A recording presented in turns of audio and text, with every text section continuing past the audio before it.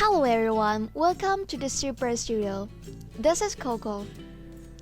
We all know that there are so many different cultures and countries all around the world. Today, Edward and I are going to talk about the different cultures in Nigeria and China. First of all, let's talk about Chinese marriage and family structure. During the invasion of foreign capitalism in Opium War, the atmosphere of open civilization had been spread through the whole China.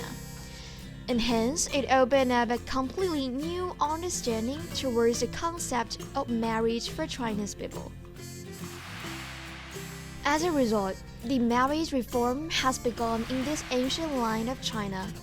Traditional paternalistic arranged marriages are gradually abandoned. Instead, more and more marriageable young people obtain their own rights in marriage choice. In 1950, the polygamy in China was formally cancelled and monogamy took place by the publish of the marriage law. The novel view of marriage and the way people love was gradually accepted by the public. One big change was that the ancient male-dominated women finally owned their own right to be treated equally. Gradually became free and respected in the gender relationships. And as for the family structure, which is influenced constantly by the change in the marriage and development in people's thoughts, is also varying over time. In old society, it is normal for you to see a lot of women around a single man and 8 to 10 or so children were running playing in the yard. All of them consisted of a big family, or to say, a huge clan. And it is only until the 1900s that people begin to live in a monogamy society, in which male and female were mostly equal. In 1983, Chinese government began to implement the family planning policy, also called one-child policy. It means a couple were only allowed to give birth to one child. Well, of course, except twins. They have no more. So, under that situation, the Chinese population was effectively controlled. But later, the urbanization and universal education gradually provided a more rational and a mature social environment for allowing a second child. And so, the government adopted the open two-child policy, which is used up to now. Well, there is no need to mention that China has so many delicious dishes, and some of them are so famous that they even have a high notability outside of China. For example, there are tofu, spring roll, Chinese noodles, Beijing roast duck, and so on. Anyway, broad and profound, various of flavor, and artistical style are all characteristics of traditional Chinese cooking culture. And through the collision with other different foreign cooking style, more innovations are made in Chinese food, and our cooking culture is still moving forward. As for the languages in China, it is keeping developing as well. The outline for development is writings in classical Chinese, and then writings in vernacular. Finally, the Mandarin Chinese. That is what we Chinese nowadays have been talking with mostly. Yeah, I said mostly, because we all know that there is a lot of minorities in China. So besides the Mandarin Chinese, there were also 53 specialized ethnic languages for each minority group. This is a large amount. Now, let's talk about social customs and celebrations. It's true that China had been interacting with foreign countries very frequently during 1900s. As a result, the social customs had changed a lot in almost every aspect, like etiquette, consumption, clothing, food, residence, travel, festivals, weddings, and funerals. So many. Yeah, some important celebrations, though, are Spring Festival, Lantern Festival, Mid-Autumn Day, and so on. Other than that, the 24 seasonal points correspond to different traditional festivals as well. And even the Chinese ethnic minorities also retain their own traditional festivals. There are so many for us to look at that I could not name out all of them here. China is a multi-religious country. The main religions in China are Buddhism, Taoism, Islam, Catholicism, and Christianity. Chinese citizens are free to choose, express their faith, and express their religious identity. Among all of them, I am quite familiar with Buddhism. Why? Because my grandma, she believes in Buddhism, and on every major Buddhist religious festival, like the birthday of Guan Yin goddess, my grandma would only eat vegetable on that day, no single meat. This is also one of the Buddhist customs, I think. Chinese social structure had also been changed a lot. Until 1911, the China was still a feudal society. Just similar to the British feudal system, emperor was the highest and supreme, slaves are the lowest. Then after that, from 1949 to now, China became a socialist society. Then you may wonder, what about the period between them?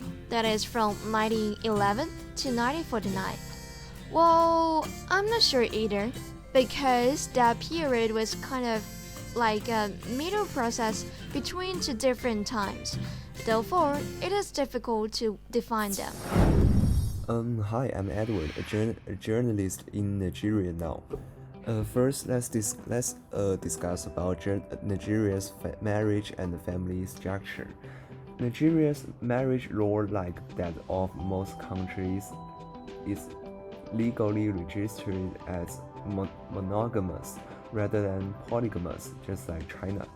However, as in many other African countries, polygamy is common due to the influence of development and traditional culture on real life. And this is some picture to introduce the marriage life and family structure in the Nigeria.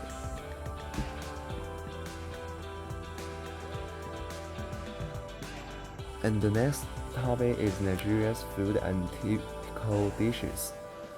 The typical food in Nigeria is named five-color board. It is maize, which consists of a mixture of corn flour, sweet potato flour, bean flour, and vegetable flours. And some typical foods are brabsco, is a Kanuri people like to eat them, and leaf porridge, these Hausa people like to eat them.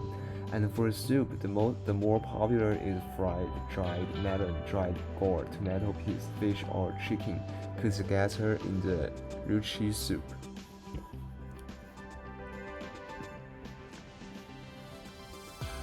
The official language in Nigeria is English, and for social customs, Nigerian people like flicking the palm of the hand before offering a handshake, slapping hands when greeting friends. But when we look back to China, we just say hi to each other when we meet our friends, or just text on our phones to have an introduction. For celebration, there are two celebrations I think are the most interesting celebration. The first is the Baku, and the reason I think it is interesting because at the 6 days, people can curse others as they want. I think it's fun because others or maybe didn't do something bad, but this is their magic and curse games. And another one is Yuhala. It is a day of the people of Fadaka and Dukawa to pray for good weather.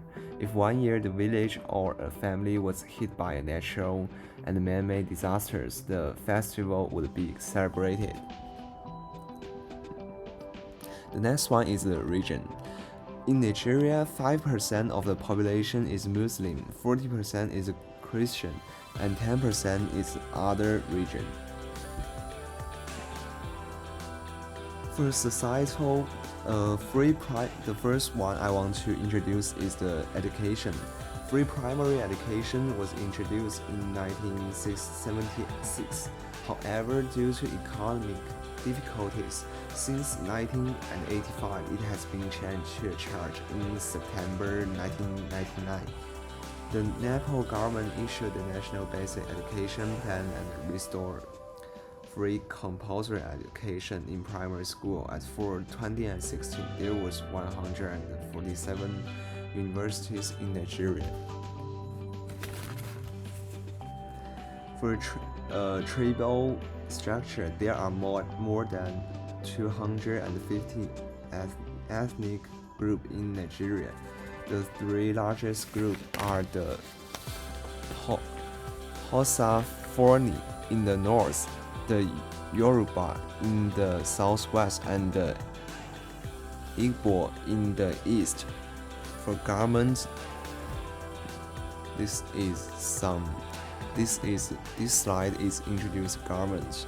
Nigeria has a federal presidential system, a political system of separation of power.